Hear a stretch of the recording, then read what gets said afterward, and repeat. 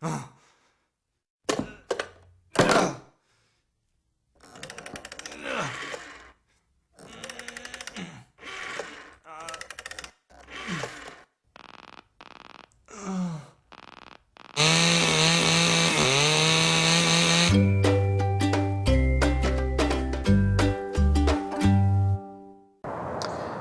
folks, spring is finally here in Seattle, and I thought before I begin my video for today, my Brewing Friday video, I'd show you my hops, my Centennial hops. These are the from the rhizomes that I planted last year, and I think I planted them in May, and I didn't get a really big harvest from them, but I got enough for a couple brews. In fact, I made an IPA using them, and I believe it was the Cooper's Draft. And right now, as you can see, they're quite bushy, and they're getting up pretty high. They're about a third of the way up, so we got a real nice early start here in middle to late April. Actually, it's late April. Today's April 27. So I'm pretty excited about this. Got my green thumb on. Maybe there's something to be said about it. Bye-bye. Oh, well, no, not bye-bye. I'm going to be making more video. I'm going to be making an Australian bitter with a can of Cooper's Unhopped Light Malt Extract. And no hops, at least at the first stage. I might dry hop later on. So we'll see you in a little bit. Hey there. Alright, you just saw my hops, and it's spring, flowers in the air, hops are growing on the vines. It's Friday, last Friday in April. Time to make another brew.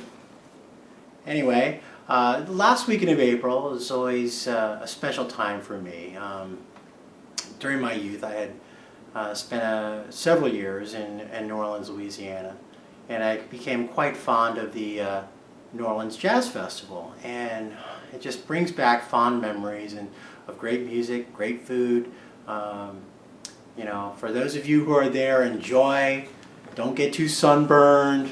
Eat some crawfish for me, some crawfish boudin, all that music like that's listed, like Bruce Springsteen's playing this year, I guess. Anyway, I don't know the whole rundown, so go have fun. This beer that I'm enjoying right now is the Cooper's Pilsner I made first weekend of March. It is aging wonderfully, and I made this beer with the Cooper's Pilsner beer kit, Brew Enhancer 2, and 1 ounce of Santiam hops, and I think it's aged perfectly. It could age for a little more time, maybe 3 or 4 more weeks, but it's just, as you can see, beautiful color, very clear, nice head, just a real clean, refreshing taste. Exactly what you're looking for in a Pilsner beer. So I highly recommend this. Anyway, right now I'm going to put together the Australian bitter. Haven't decided whether I'm going to dry hop it or not. It's going to be a quick brew. Going to enjoy my weekend after that. So cheers, and let's get right to it. So again, before I start brewing, let me just review the contents. We've got the Thomas Cooper's Premium Selection Series Australian bitter, and we also have 1 can of Unhopped Light Malt Extract, and of course there's my Pilsner. So once again, a simple brew. So I haven't decided what if any hops I'm going to add to it. I might throw some Cascades in just for fun. The yeast that comes with the Australian bitter is a hybrid yeast, half ale, half lager. I'll start it at ale temperatures and bring it down to lager temperatures for the finish. So checking. Alright, first step is simply opening up the can of the Australian bitter and pouring it into the fermenter. So I'll do that right now.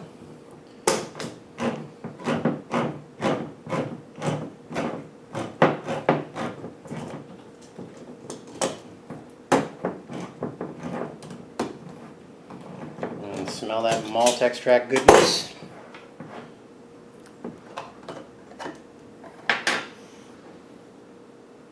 Okay, pour this into the fermenter here.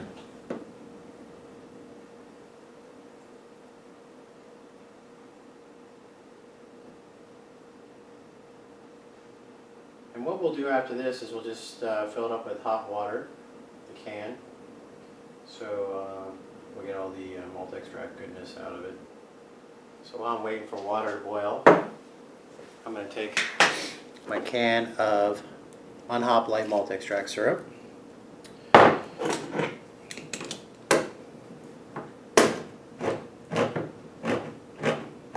Now I've already sanitized my fermenter, and I have actually created filtered about 5 gallons of water here. So it's ready to go. It's been chilled. So when I need to add it to the fermenter, it should be no problem.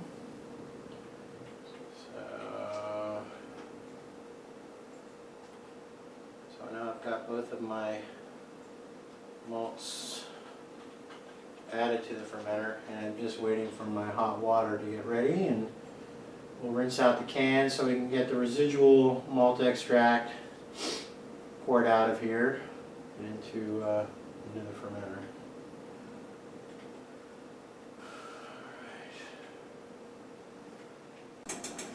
Alright, now add some hot water to the can to make sure the rest of the extract is dissolved. This is, I find, the best way to make sure you get the rest of it out of the can. You have both cans here.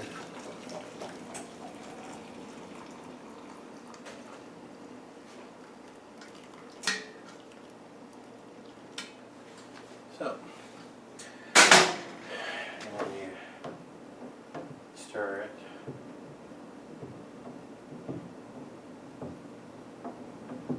Don't touch the can, very hot.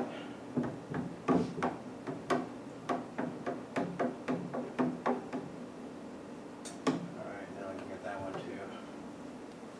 Well, just pour this out first.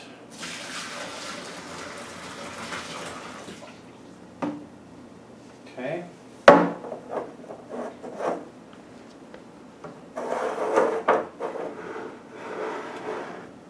All right. The other can.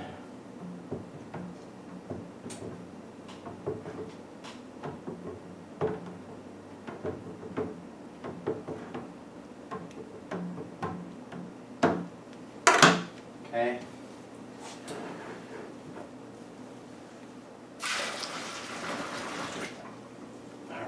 Good to go. So now we make sure this is all dissolved, mixed properly.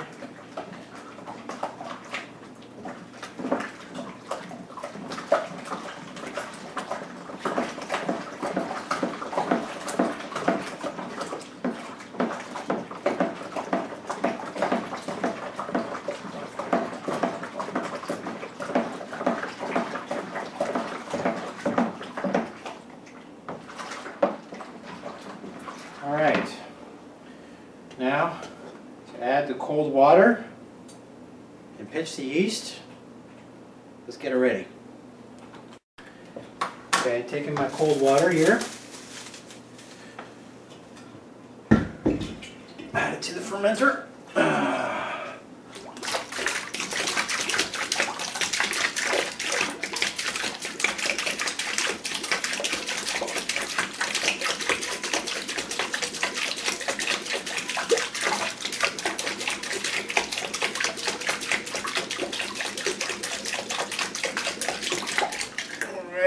As you can see, it takes a little while. I've added enough water to just below the 20-liter mark. I'm going to top it up to the 20-liter mark right now. And the temperature I've got of my wort is approximately 22 degrees Celsius. Perfect for adding the yeast and getting my brew going. So here's, I'll just top that up right now and then add the sachet, put the Kreuzen collar in, and Well, actually, before I put the sachet yeast in, I might I'll take a little quick hydrometer reading as well. I've got an original gravity reading of 1.045. Now it's time to get that sachet of yeast into the beer. So, put it over here like that. Yeast is sprinkled on top. Now time to add the Kreuzen collar. Set the fermenter aside at initial fermentation temperature. Collar's on. I'm going to look for about a 65-degree starting temperature. I'm going to immerse my fermenter in an ice bath. So that concludes another brew day. Everything's tightened up and I got my kitchen clean. My fermenter is chilling in an ice bath. Time to relax with another Pilsner. And enjoy your weekend, everybody. Happy brewing.